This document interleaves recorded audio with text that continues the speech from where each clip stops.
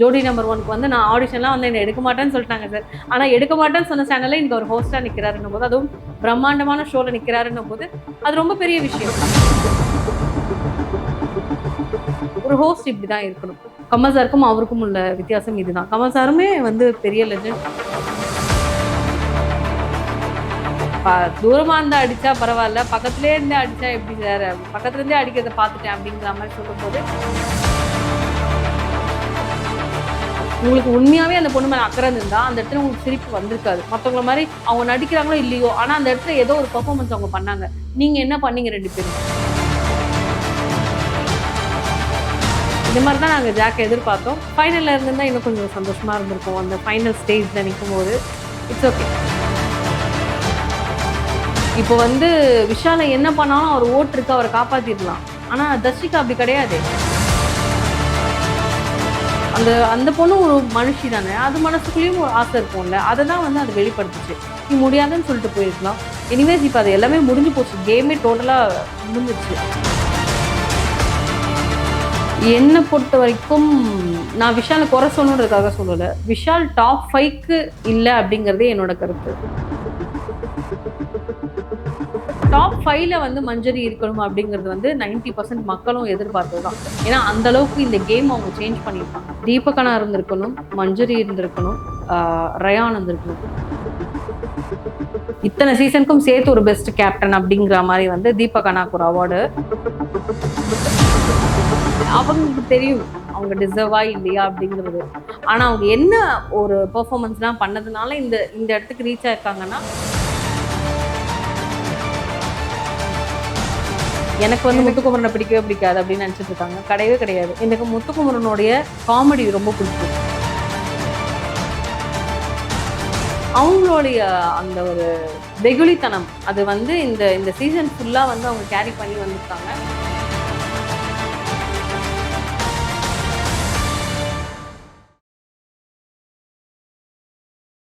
Hello all, welcome to Bigg Boss season 8 wishes Priya. வணக்கம் ma'am. வணக்கம். த grand finale ஸ்டேஜ்ல ஜாக்கோட entry எப்படி இருந்தது? வேற லெவல்ல இருந்தது. நான் வந்து எதிர்பார்க்கல. ஓகே, கொஞ்சம் சோகமாக தான் வருவாங்க அப்படின்ற மாதிரிலாம் நினச்சேன். ஆனால் ரொம்ப சூப்பராக என்ட்ரி கொடுத்தாங்க. ஸ்மைலிங் கூட நல்லா ஜாலியாக டான்ஸ் ஆகிட்டே வந்து என்ட்ரி கொடுத்தாங்க. அதே மாதிரி விஜய் அண்ணாவும் வந்து ஜாக்கிட்ட பேசும்போது கொஞ்சம் நல்லா பேசினா, நீங்கள் ரொம்ப ஸ்ட்ராங் அப்படிங்கிற மாதிரிலாம் வந்து பேசினது. அவங்க ஏவி ரொம்ப சூப்பராக இருந்தது பார்க்கறதுக்கு. இன்னும் கொஞ்சம் நேரம் பார்க்கலாம் போல அப்படி இருந்தது. பட் சூப்பராக இருந்தது. அவங்க உள்ள என்ட்ரானதாக இருக்கட்டும், போட்டி போட்டதாக இருக்கட்டும், சண்டை போட்டதாக இருக்கட்டும், காமெடி பண்ணதாக இருக்கட்டும், ஃப்ரெண்ட்ஷிப்பாக இருக்கட்டும், டான்ஸாக இருக்கட்டும், எல்லா விதமான ஒரு விஷயங்களையுமே வந்து ஜாக் அந்த வீட்டில் பண்ணியிருக்காங்க. அவங்க சும்மா உட்காரல அப்படிங்கிறதுக்கு அந்த ஏவியே வந்து சூப்பராக பேசிச்சு. அது பார்க்கும்போது ரொம்ப ஹாப்பியாக ஃபீல் ஆச்சு.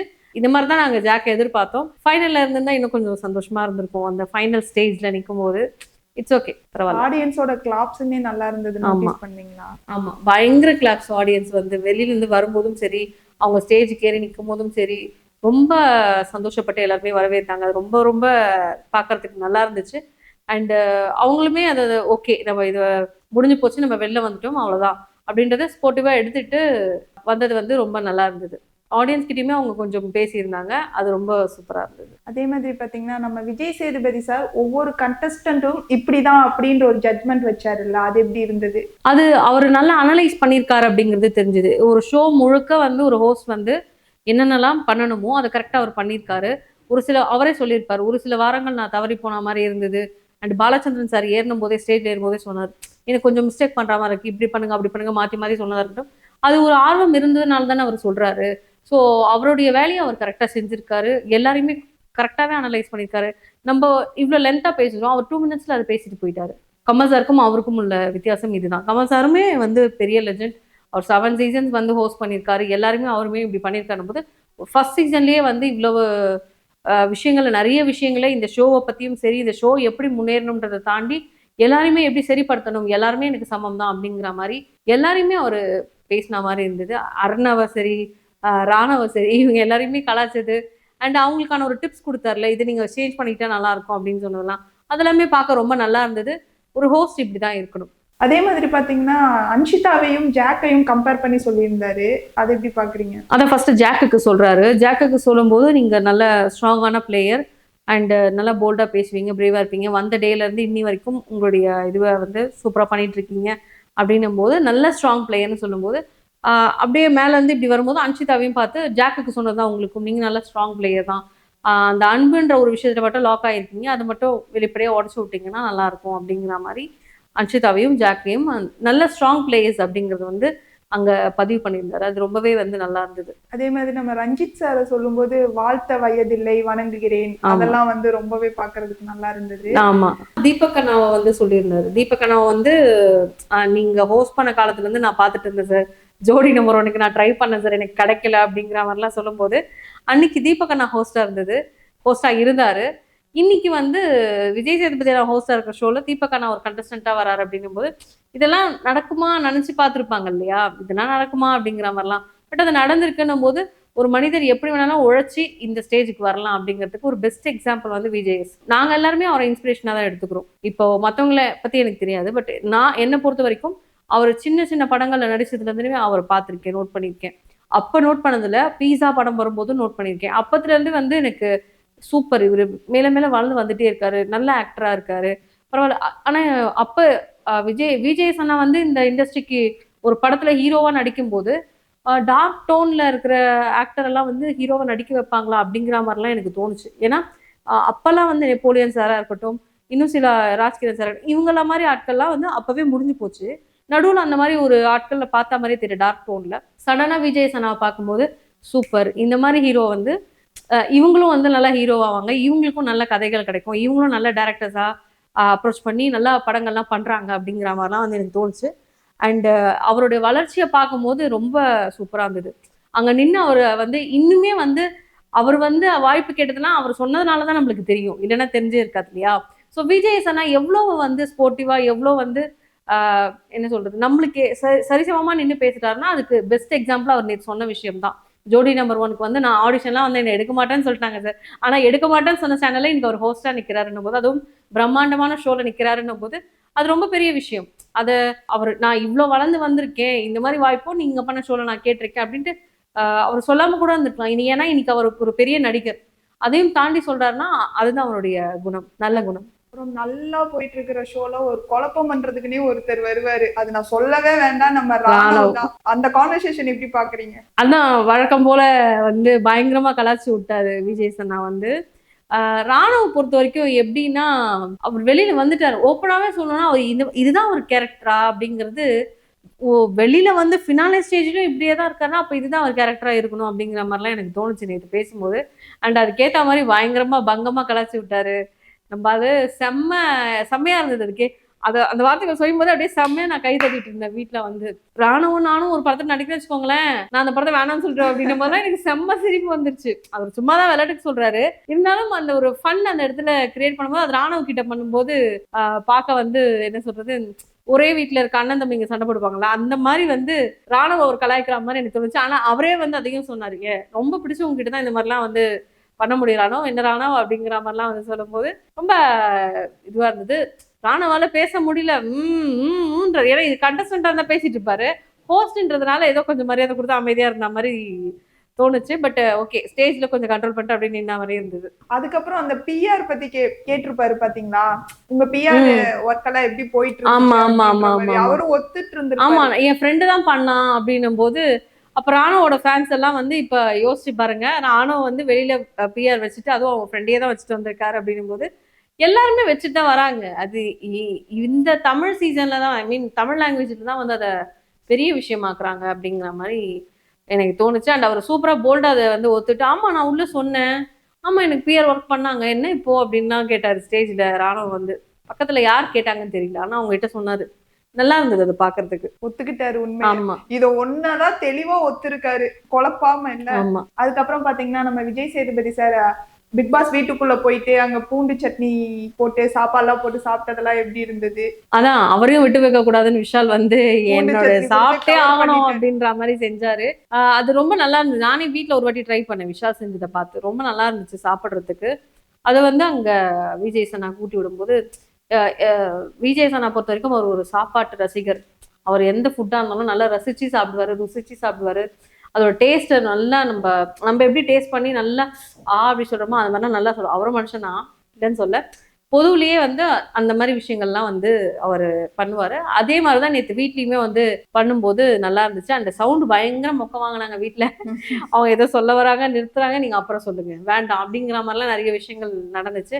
And Pavithra, Muthukumaran, Rayan, Vishal and Soundarya, so இவங்க எல்லாருமே வந்து ஜாலியாக தான் அவர்கிட்ட பேசிட்டு இருந்தாங்க. நல்லா இருந்தது. அண்ட் அவர் கொடுத்த ஃப்ரேம் வந்து ரொம்ப நல்லா இருந்தது.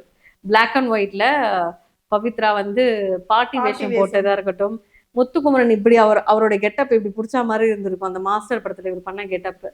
அது அப்புறம் வந்து சவுண்டுக்கு அழுகுற மாதிரி அழுதுட்டு இருக்க மாதிரி ஸ்கூல் கெட்டப்ல அழுதுட்டு இருக்க மாதிரி இருந்துச்சு. அது ரொம்ப நல்லா இருந்தது பாக்குறதுக்கு.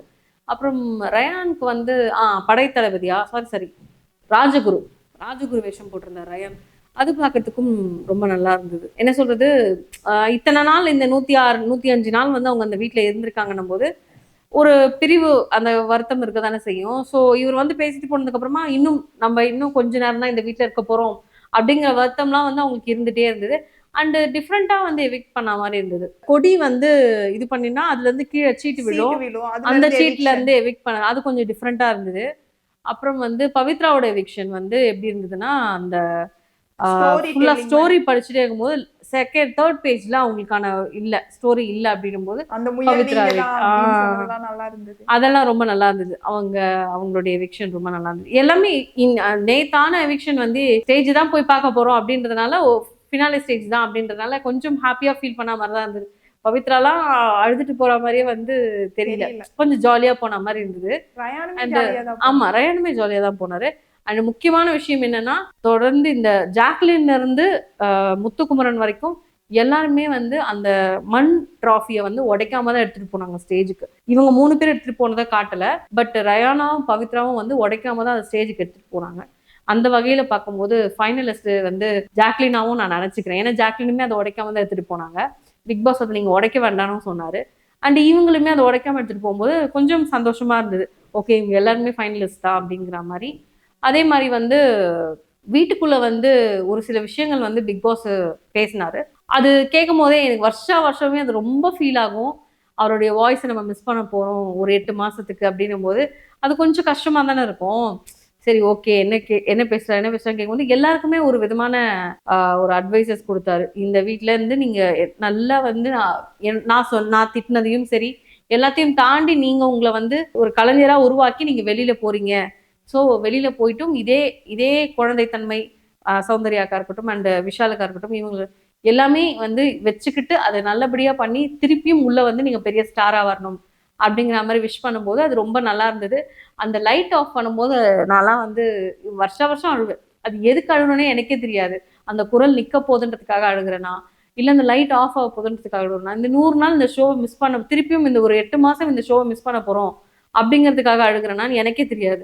நம்ம நினைச்சோம்னா திருப்பி ரிப்பீட் போட்டு பார்க்கலாம். ஆனா அந்த குரல் நம்ம ரசிக்கிறோம் போது அது லைவா நம்ம கேட்டுட்டே இருந்தோம் 24 ஹவர்ஸ்ல.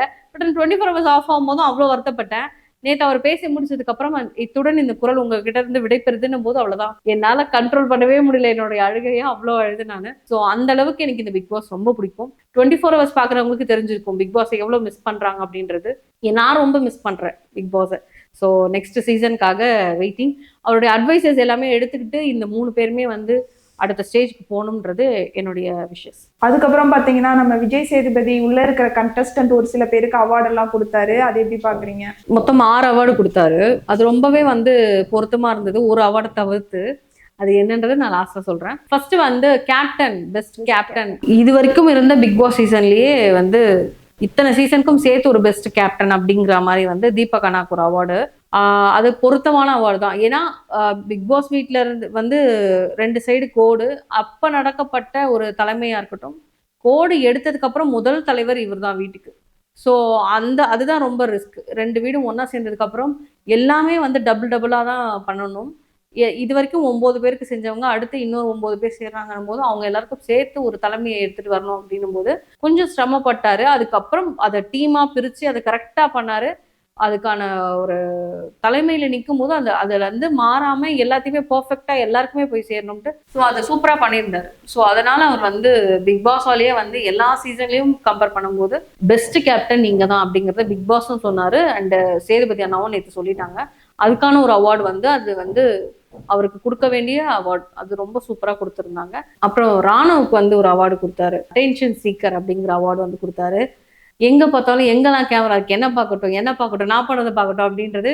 அவர் வீட்டுல பண்ணதை வந்து வெளியில சொன்ன மாதிரி, இதுதான் நான் சொன்னேன் அப்புறம் சொல்றேன், அது தேவையில்லாத ஒரு அவார்டு அப்படிங்கிற மாதிரி. அந்த அந்த அந்த வந்து அவருக்கு பொருத்தமானதுதான். பட் அந்த ஒரு அவார்டை வேஸ்ட் பண்ணாம வேற யாராவது ஒருத்தருக்கு நல்லா கேம் பண்ண வேற யாரு நீங்க நினைக்கிறீங்க, வேற யாருக்கு கொடுத்துருக்கலாம்னு நினைக்கிறீங்க? என்னை பொறுத்த வரைக்கும் அது தர்ஷிகாக்கு வேற ஒரு அவார்டா கொடுத்துருக்கலாம், வேற ஒரு நேம் சொல்லி கூட ஸ்ட்ராங் பிளேயரு அந்த மாதிரி வேணா அவங்களுக்கு கொடுத்துருக்கலாம். பட் அது கிடைக்கல. It's okay. ஆனா வந்து ராணுவுக்கு அந்த ஒரு அவார்டை வேஸ்ட் பண்ணிட்டாங்க. பட் அவர் வந்து கண்டிப்பா அட்டென்ஷன் சீக்கர் தான், அது தெரிஞ்சு போச்சு. அதையுமே வாலண்டரா அவர் அசிங்கப்படுத்தணுன்றதுக்காக கொடுத்தாங்களா என்ன கலா, ஆனா எப்படி பார்த்தாலும் கலாச்சிடுறாரு. அவரை மட்டும் தனியா துண்டா கலாய்க்கிறாரு, ஏன்னு தெரியல. அவர் மேல பண்றது அப்படிதான் இருக்கு. அவர் மேல அவ்வளவு அன்பு வச்சிருக்காரு போல ராணுவ மேல வந்து விஜய் சன்னா. சோ பரவாயில்ல, அது வந்து அந்த அவார்டு கொடுத்துட்டாரு. அதுக்கப்புறம் வந்து கேம் சேஞ்சர் அப்படிங்கிற ஒரு அவார்டை வந்து மஞ்சரிக்கு கொடுத்தாரு. அது எக்ஸாக்டா பொருத்தமான ஒரு அவார்டு அவங்களுக்கு. ஏன்னா அவங்க வைல்ட் கார்ட்ல உள்ள வந்ததுக்கு அப்புறமா கேர்ள்ஸ் அண்ட் பாய்ஸ் டீம் வந்து ஒரு 1 வீக் தான் இருந்தது. அதுக்கப்புறம் மிங்கிள் ஆயிடுச்சு. அதுக்கப்புறம் பார்த்த மஞ்சரி வந்து பயங்கர பிளாஸ்டா இருந்தாங்க. அவங்கள ஒரு ஒரு விஷயமும் நீங்க இது தப்பு இது தப்புன்னு சொல்லும் போது அடுத்தடுத்த வாரங்கள் அதை திருத்திக்கிட்டு கரெக்டா அதை பண்ணிட்டே இருந்தாங்க. அது ரொம்ப நல்லாவும் இருந்தது பாக்குறதுக்கு. ஸோ டாப் 5ல வந்து மஞ்சரி இருக்கணும் அப்படிங்கிறது வந்து 90% மக்களும் எதிர்பார்த்ததுதான். ஏன்னா அந்த அளவுக்கு இந்த கேம் அவங்க சேஞ்ச் பண்ணியிருக்காங்க. ஸோ அந்த வகையில பார்க்கும்போது அந்த ஒரு அவார்டு அவங்களுக்கு பொருத்தமான அவார்டா இருந்தது. அப்புறம் நம்ம டாஸ்க் பீஸ்ட் அவரையுமே வந்து கலாச்சி விட்டாரு. ஆமா, ஏன்னா வந்து இப்படின்னு கூப்பிட்டாரு. அவர் வந்துட்டாரு ஸ்டேஜ். நான் உங்களை கூப்பிடவே இல்லை, நீங்க ஏன் வந்தீங்க அப்படின்னு கேட்கும்போது அவருக்கு வந்து இல்ல சார் நீங்க இப்படி நீங்க நல்லா வந்தேன்றாரு 2 வாட்டி. அப்புறம் இல்ல சார் போங்க போங்க. அவர் ஒரு மாதிரி ஆயிட்டாரு. மாதிரி ஆனது அவர் போகும்போது சரி வாங்க வாங்க உங்களை தான் கூப்பிட்டேன் அப்படிங்கிற மாதிரி. And one and only task piece அப்படின்னு சொல்லி கொடுக்கும்போது அது ரொம்ப சந்தோஷமா இருந்தது. அதுக்கு கரெக்டா அவர் உழைச்சிருக்காரு அப்படிங்கிற மாதிரி எனக்கு தோணுச்சு. தப்பான அந்த யாருக்கும் அது போகாம அந்த டாஸ்க் பீஸ்னா அது ரயான் தான்ப்பா அப்படிங்கிறது எல்லாருக்குமே ஞாபகம் இருக்கும். அந்த அளவுக்கு வந்து ரயான் வந்து அண்ட் ரயானோட எவிக்ஷன் அப்ப சொல்ல மறந்துட்டேன். ரயானோட எவிக்ஷன் முடிஞ்ச ஒரு ஸ்டேஜுக்கு வரும்போதே ஃபர்ஸ்ட் பார்த்த ஆளு ஜாக் தான். ஜாக் ஹாய் ஜாக் அப்படின்னு இப்படி பண்ணாரு. அது ரொம்ப நல்லா இருந்தது பாக்குறதுக்கு. அந்த அளவுக்கு அவங்களுடைய அக்கா தம்பி பாண்ட் வந்து ரொம்ப சூப்பரா இருந்துச்சு. அண்ட் இந்த அவார்டு வாங்கும் போதுமே வந்து சூப்பர், நல்லா கரெக்டான ஒரு பொருத்தமான அவார்டு. அண்ட் ஃபைனலி வந்து தலைவி ஜாக் சூப்பர் ஸ்ட்ராங் அப்படிங்கிற ஒரு அவார்டு. அது கரெக்டா பொருத்தமான ஒரு ஆளுக்கு தான் கொடுத்துருக்காங்க. ஏன்னா டே 1 to டே 102 இத்தனை நாள் நீங்க இருந்திருக்கீங்க. 15 எவிக்ஷனுக்கான இதுல வந்து நாமினேட் ஆயிருக்கீங்க. ஆனா மக்களால நீங்க எவிக்ட் செய்யப்படலை. அதை தாண்டி அங்க உள்ளுக்குள்ள இருந்த நெகட்டிவ் பாசிட்டிவ் உங்களுக்குள்ள இருந்த எல்லாத்தையுமே நீங்க வெளியில காமிச்சிருக்கீங்க. இப்ப ஜாக்னா முழுமையா எங்களுக்கு என்னன்றது எல்லாமே தெரியும். ஸோ அந்த அளவுக்கு நீங்க வந்து அடிச்சு அடிச்சு அடிச்சு அடிச்சு உட்கார வச்சாலும் நான் பேக் வருவேன்னு சொல்லிட்டு கம்பேக் கொடுத்துட்டே இருந்தீங்க.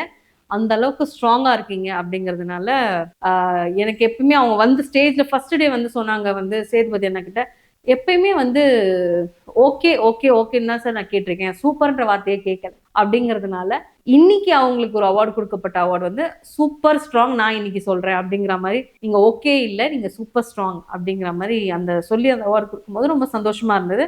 அண்ட் ஜாக்குமே வந்து அவங்களோட ஸ்பீச் ரொம்ப நல்லா இருந்தது. இந்த இடத்துல வந்து உள்ள விளையாடுனவங்களுக்கும் சரி வெளியில விளையாடுனவங்களுக்கும் சரி, அப்புறம் வந்து ஒரு சில விஷயங்கள் அவங்க மக்களுக்கு சொன்னதா இருக்கட்டும், அது எல்லாமே ரொம்ப நல்லா இருந்தது. மேலும் மேலும் அவங்க நல்ல படங்கள் நிறைய படங்கள் அவங்களுக்கு கிடைக்கணும், நல்லா பண்ணணும் அப்படிங்கிறது என்னுடைய விஷயம். இந்த கான்வர்சேஷனுக்கு அப்புறமா நம்ம ஜெஃப் சத்யா பண்ண விஷயங்களை அட்ரஸ் பண்ணியிருந்தாரு. நம்ம ஜாக் கூட எந்திரிச்சு பேசியிருந்தாங்க, ரொம்ப அழகா கன்வே பண்ணியிருந்தாங்க. என்னோட எவிக்ஷனை கொண்டாடின 2 பேர் இருக்காங்க அப்படின்ற மாதிரி. அந்த கான்வர்சேஷன் எப்படி பாக்குறீங்க? அது ரொம்ப சூப்பரா கோத்து விட்டாரு விஜய் சன்னா. அது வந்து ஃபர்ஸ்ட் நான் அது அவார்டு அவங்களுக்கு தான் கொடுக்க போறாரு ஜாக் அப்படின்னும் போது நான் நினைச்சேன் அவார்டு கொடுக்க தான் கூப்பிடுறாரு அப்படின்ட்டு. அப்புறம் பார்த்தா வந்து எப்ப பார்த்தாலும் லாஸ்ட் பெஞ்ச்ல உட்காந்த ஸ்டூடெண்ட்ஸ் மாதிரி ஜெஃப்ரி சத்யா அப்படின்னும் போது ஜாக் நீங்க வெளியில போய் பாருங்க அப்படின்னாரு. அதை அப்ப ஜாக் வந்து நான் பார்த்துட்டேன் அப்படின்னாங்க. என்ன பார்த்தீங்க சொல்லுங்க சொல்லுங்க அப்படின்னும் போது தூரமா இருந்தா அடிச்சா பரவாயில்ல, பக்கத்துலேயே இருந்தே அடிச்சா எப்படி சார், பக்கத்துல இருந்தே அடிக்கிறத பார்த்துட்டேன் அப்படிங்கிற மாதிரி சொல்லும் போது இல்ல ஜாக் நீங்க தப்பா புரிஞ்சுட்டீங்க. ஆமா சார் இத்தனை நாள் தப்பா தான் சார் புரிஞ்சுட்டு இருந்தேன் அப்படின்றாங்க. ஆக்சுவலி அவங்க தப்பா புரிஞ்சுக்கிட்டாங்கன்னே வச்சுப்போம். என்னை பொறுத்த வரைக்கும் இவங்க 2 பேரும் இப்ப சத்யா எழுந்து எக்ஸ்பிளனேஷன் கொடுத்தாரு. அது வந்து வீடியோ பார்க்கும் போதே தெரிஞ்சிருச்சு நீங்க எதுக்காக சிரிக்கிறீங்க, அவங்க எல்லாம் நடிக்கிறாங்கிறதுக்காக சிரிக்கிறீங்கன்னு. பட் சிச்சுவேஷன் என்னன்றதான் என்னோட கொஸ்டின். அங்க சிச்சுவேஷன் ஒருத்தவங்க எலிமினேட் ஆகி போறாங்க. அவங்க எல்லாம் சிரிக்கிறத பாப்பீங்களா இல்ல இவங்க அழுதுட்டு வெளியில போறத பாப்பீங்களா? உங்களுக்கு உண்மையாவே அந்த பொண்ணு மேல அக்கறை இருந்தா அந்த இடத்துல உங்களுக்கு சிரிப்பு வந்திருக்காது. மத்தவங்கள மாதிரி அவங்க நடிக்கிறாங்களோ இல்லையோ, ஆனா அந்த இடத்துல ஏதோ ஒரு பெர்ஃபார்மன்ஸ் அவங்க பண்ணாங்க. நீங்க என்ன பண்ணீங்க 2 பேரும்? அது ஒரு எவிக்ஷனை தாண்டி உங்களுக்கு சிரிக்கிற அளவுக்கு ஒரு விஷயம் இருக்கு, மனசுக்குள்ள இருக்கு அப்படின்னு அவங்க மனசார இதை பண்ணாங்களா இல்லையானது எனக்கு தெரியாது. ஆனா அது சிரிப்பு வராமலே பயங்கரமா சிரிச்சிட்டு இருந்த மாதிரி தெரிஞ்சுது. சுத்தி சுத்தி கேமரா எடுக்குது. உங்களுக்கு தெரியும் கேமரா எடுக்குது அப்படின்னு சொல்லிட்டு. அப்போ அந்த விஷயத்த நீங்க எதுக்காக பண்ணீங்க? அது ஒரு கொஸ்டின். இல்ல உன் எதிர்க்க வந்து அவங்க எல்லாரும் நடிக்கிற மாதிரி இருந்தது. அதனால தான் நாங்க வந்து அந்த மாதிரி சிரிச்சோமே தவிர்த்து, நீ எவிக்ட் ஆனதுக்கு நாங்க சிரிக்கல அப்படிங்கிறத சொல்றீங்க. ஓகே. அவங்க எவிக்ட் ஆனதுக்கு சிரிக்கல. அவங்க எவிக்ஷன் ஆயிட்டு போயிட்டாங்கல்ல. அதுக்கப்புறம் என் கிச்சன்ல டான்ஸ் ஆடுனீங்க. எதுக்காக டான்ஸ் ஆடுனீங்க? பெட்ரூம்ல கூட உட்கார்ந்து இத பத்தி கமெண்ட் பண்ணிருப்பாங்க. அதுதான் சொல்றேன். பெட்ரூம்ல உட்காந்து கமெண்ட் பண்றதா இருக்கட்டும், அங்க வெளியில நின்னு டான்ஸ் ஆடினதா இருக்கட்டும், இது எல்லாமே வந்து எப்படி தெரியுது அப்படின்னா, இவங்க யாருன்றத வந்து வெளியில மக்களுக்கு வந்து அது நல்லாவே தெரிய வைக்குது. ஒரு சில பேர் இத தப்பா புரிஞ்சுகிட்டு இருக்காங்க.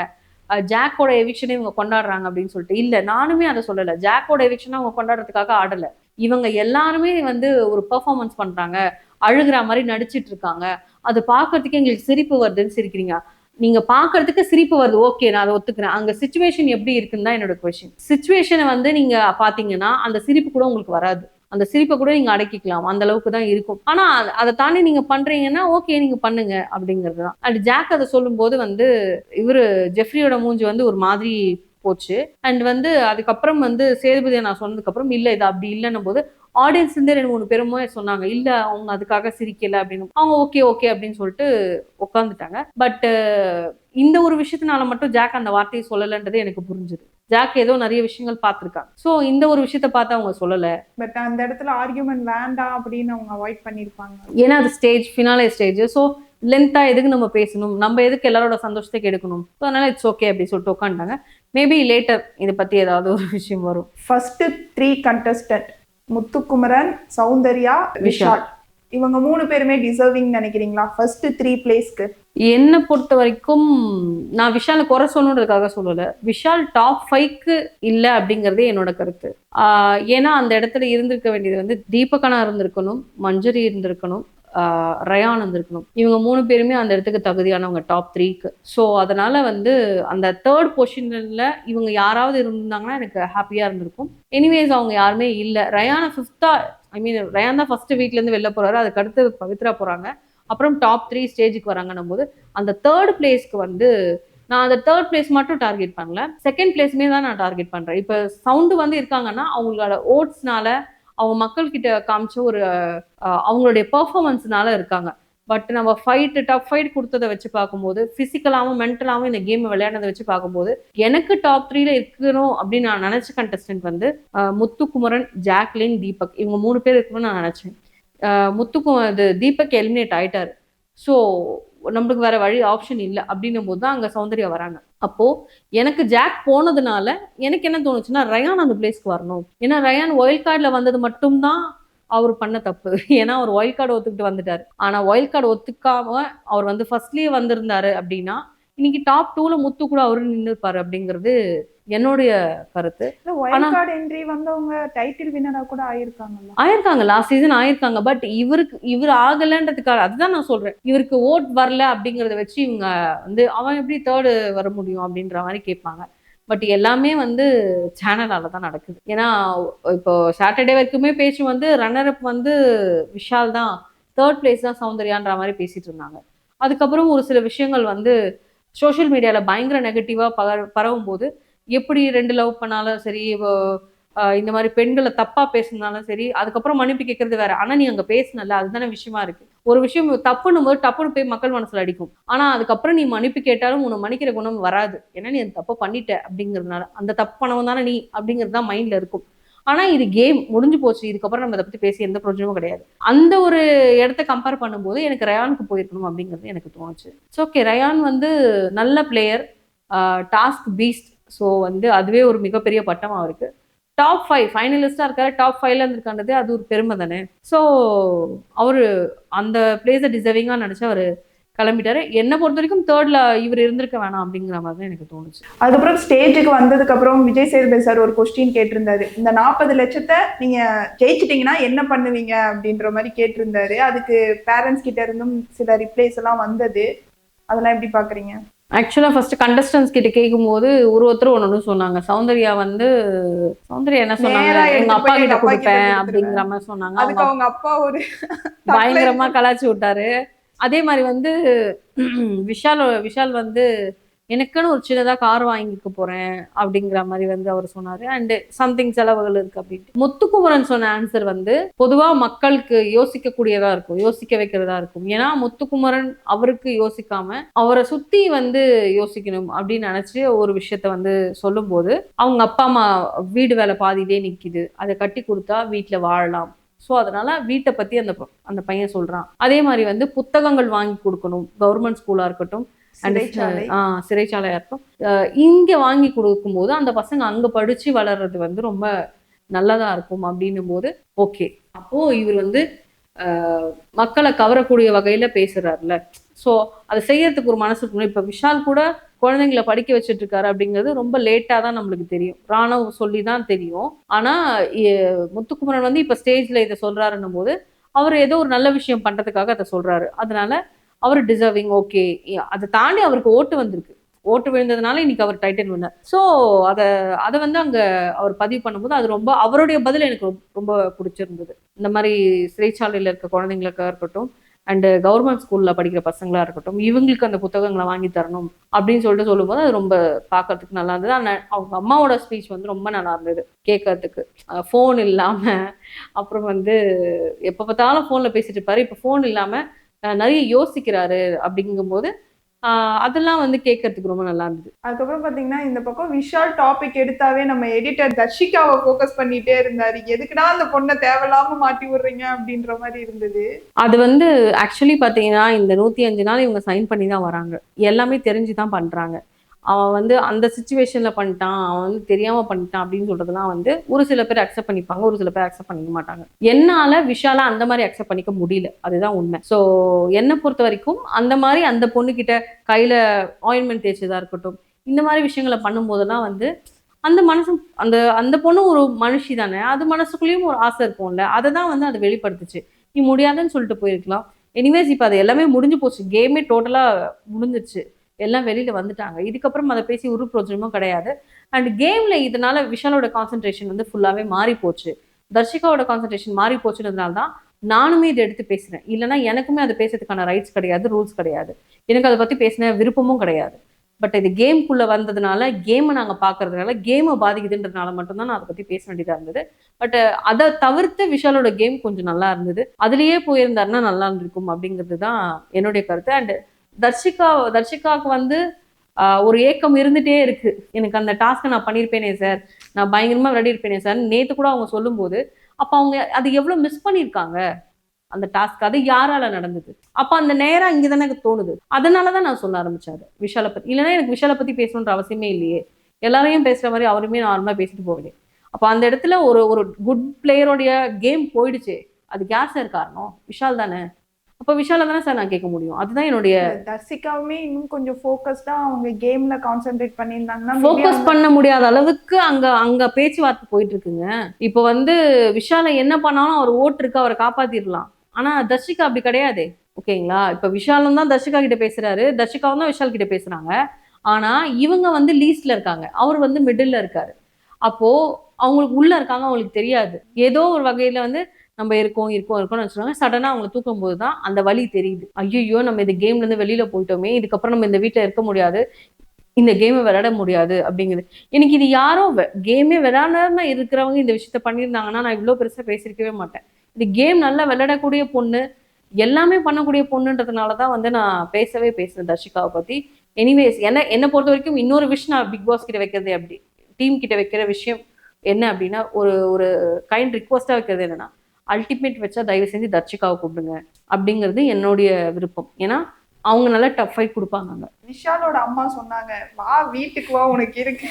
அதெல்லாம் சும்மாங்க, சும்மா ஏதாவது ஒரு பதில சொன்னா சிரிப்பாங்கல்ல, அதனால அவங்க சொன்ன மாதிரிதான் எனக்கு தோணுச்சு. ஏன்னா அவர் ரொம்ப செல்ல பிள்ளை அவங்களுக்கு அப்படின்னும் போது அவர் என்ன சொன்னாலும் அவங்க கேட்பாங்க. மம்மி லவ்ஸ் மீ ஆல்வேஸ் அப்படின்னு வேற சொன்னாரு. ஒரு வேலை சும்மா நீ வா வீட்டுக்கு வாடி உனக்கு இருக்கு அப்படின்னு சொன்னா ஒரு கிண்டலா இருக்குமே அப்படிங்கிறதுக்காக அவங்க சொன்ன மாதிரிதான் எனக்கு இருந்துச்சு. அவங்க அப்பா தான் அடிக்கடி வந்து லவ் யூ சொல்லியே இது பண்ணிட்டு இருக்கான் சார் அப்படின்ற மாதிரிலாம் வந்து சொன்னாரு விஷால. அது இயல்பா எல்லாரும் சொல்ற மாதிரி அவர் தான் சொல்றாரு. அவருக்கு எனக்கு அது என்னன்றது அவங்க பர்சனல் தான், அதை பத்தி நம்மளுக்கு ஐடியா இல்லை. இந்த 7 சீசன்லயுமே வின்னர் அறிவிக்கும் போது இவங்களா இருப்பாங்களோ அவங்களா இருப்பாங்களோ அப்படின்ற ஒரு குழப்பம் நமக்குள்ள இருக்கும். பட் இந்த சீசன்ல மட்டும்தான் ஒரு 99% வந்து எல்லாருக்குமே கிளியரா தெரியும் முத்துக்குமரன் தான் டைட்டில் வின் பண்ண போறாருன்னு. ஸோ நம்ம நினைச்ச மாதிரியே ஒரு டைட்டில் வின் பண்ணிட்டாரு. அதுக்கு டிசர்விங் தானா அவரு? முத்துக்குமரன் டிசர்விங் தான், நான் இல்லைன்னு சொல்லல. முத்துக்குமரனுக்கு ஓட் வைஸ்லயும் சரி, நான் எல்லாமே நான் என்ன நினைச்சிட்டு இருக்காங்க எனக்கு வந்து முத்துக்குமரனை பிடிக்கவே பிடிக்காது அப்படின்னு நினைச்சிட்டு இருக்காங்க. கிடையவே கிடையாது. எனக்கு முத்துக்குமரனுடைய காமெடி ரொம்ப பிடிக்கும். முத்துக்குமரன் வந்து இந்த லேட்டஸ்டா கூட அந்த புளிக்குழம்பு சாப்பிட்டு இப்படி பண்ணுவார். அதெல்லாம் வந்து எனக்கு பயங்கரமா நான் சிரிச்சிட்டு இருந்தேன் வீட்டுல ரிப்ளே போட்டு. அது என்னன்னா அந்த இயல்பை தாண்டி அவருக்குள்ள நிறைய காமெடி சென்ஸ் நிறைய இருக்கு. அந்த காமெடி சென்ஸ் எல்லாம் எனக்கு ரொம்ப பிடிச்சிருந்தது. அதே மாதிரி அவர் தமிழ் பேசுற விதமும் எல்லாத்தையும் அட்ராக்ட் ஆமா, தமிழ் பேசுற விதமா இருக்கட்டும், காமெடி சென்ஸா இருக்கட்டும், மத்தவங்களுக்கு அட்வைஸ் கொடுக்கறதா இருக்கட்டும், இது எல்லாமே ரொம்ப நல்லா இருந்தது. ஆனா அவர் கேம்ல விளையாடின ஒரு பார்ஷியாலிட்டி தான் எனக்கு பிடிக்கல. அண்ட் அரகன்ட் பிடிக்கல. பிசிக்கல் கேம்ல அவர் காமிச்ச ஒரு வன்மம் வந்து எனக்கு பிடிக்கல. ஒரு கட்டத்துல வந்து இது வந்து ஜாக்குக்கு இவர் பண்ணாருன்றதுனால கிடையாது. கேர்ள்ஸ் பாய்ஸ்ன்னு இருக்கும்போது கேர்ள்ஸை சுத்தமா அவர் வந்து வாஷ் அவுட் பண்ணுன்ற நிலைமை இதுல வந்து அவர் என்னென்னமோ பண்ணிட்டு இருந்தாரு. அவரை முத்துக்குமரனை பார்க்க முடியல என்னால. வேற யாரோ ஒருத்தர் முத்துக்குமரனுக்குள்ள இருக்காரோ அப்படிங்கிற மாதிரிலாம் எனக்கு தோண ஆரம்பிச்சிருச்சு. ஏன்னா இயல்பா நல்லா பேசுற பையனாச்சு, ஏன் இப்படிலாம் பண்ணிருக்கான்ற மாதிரி தான் எனக்கு தோணுச்சு. ஸோ அதை தான் நான் வெளிப்படையா சொன்னேன். எனக்கு முத்துக்குமரனை ரொம்ப பிடிக்கும்ன்றதுக்காக நான் சப்போர்ட் பண்ணக்கூடாது. எனக்கு ஜாக்லின் யாருன்னே தெரியாது. நான் இது வரைக்கும் ஜாக்லின்ட்ட ஒரு வார்த்தை கூட ஒரு நாள் கூட நான் பேசுனதே கிடையாது. என்னைக்காவது ஷூட்டிங்ல ஃப்ளோர்ல அங்க இருப்பாங்க, அப்படி பார்ப்பேன், அவ்வளவுதான். ஆனா நான் முத்துக்குமரனை பார்த்திருக்கேன், பேசியிருக்கேன். நாங்க ஒரு மேரேஜ்க்குலாம் போயிருக்கோம், ஒன்னாலாம் உட்காந்து சாப்பிட்டுருக்கோம்.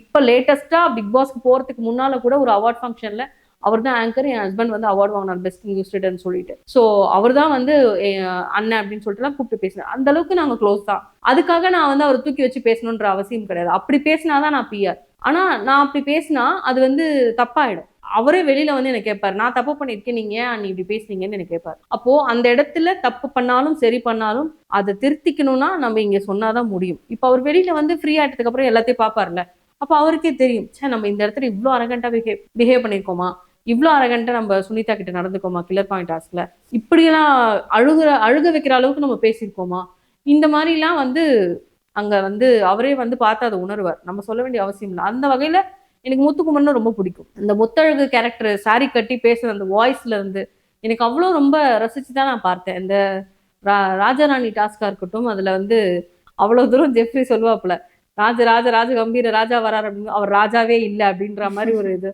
அதெல்லாம் வந்து ரொம்ப சூப்பரா இருக்கும். அது இயல்பா வந்து அந்த காமெடி சென்ஸ்லாம் இருக்கிறதுனால ரொம்ப நல்லா இருந்தது. இது ஃபுல் சீசன் அவர் கொடுத்துருந்தாருன்னா நான் ரொம்ப சந்தோஷப்பட்டிருப்பேன். எனிவேஸ் அவர் ஜெயிச்சது எனக்கு ரொம்ப ரொம்ப சந்தோஷம் தான்.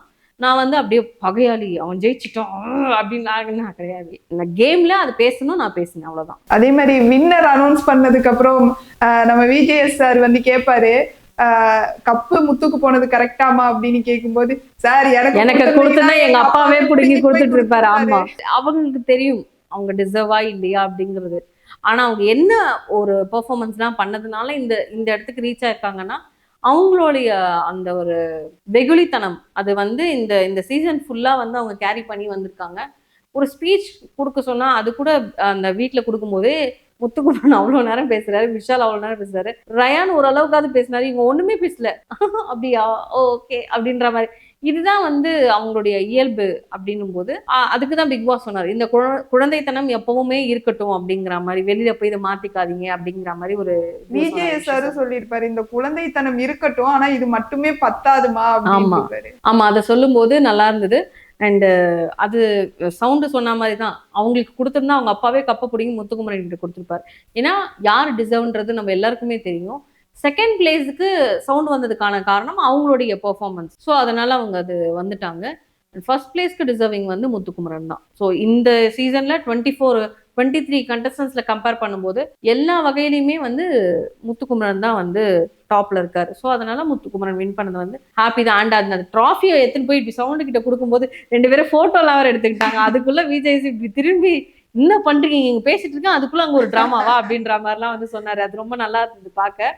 அண்ட் அது 2 பேருமே அது ஒரு சந்தோஷம் தான். ஒரு கிட்டத்தட்ட இந்த 100 நாள் 90 நாள் 95 நாள் வந்ததுக்கு அப்புறமாவே அவங்களுக்குள்ள ஒரு பாண்ட் வந்துருச்சு. இந்த சீசனா நடக்கும். போன சீசன் அப்படி நடந்ததுன்னு எனக்கு சரியா தெரியல.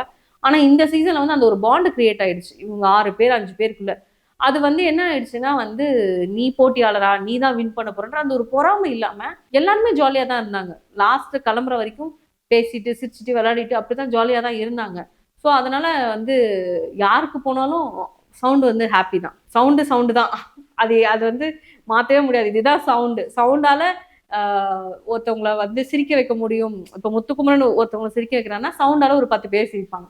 நேத்து அந்த ஸ்டேஜ்லயே அவங்க வந்து ப்ரூவ் பண்ணிட்டாங்க. சவுண்ட் நான் இப்படிதான் அப்படிங்கிற மாரி. அது ரொம்ப நல்லா இருந்தது பார்க்க.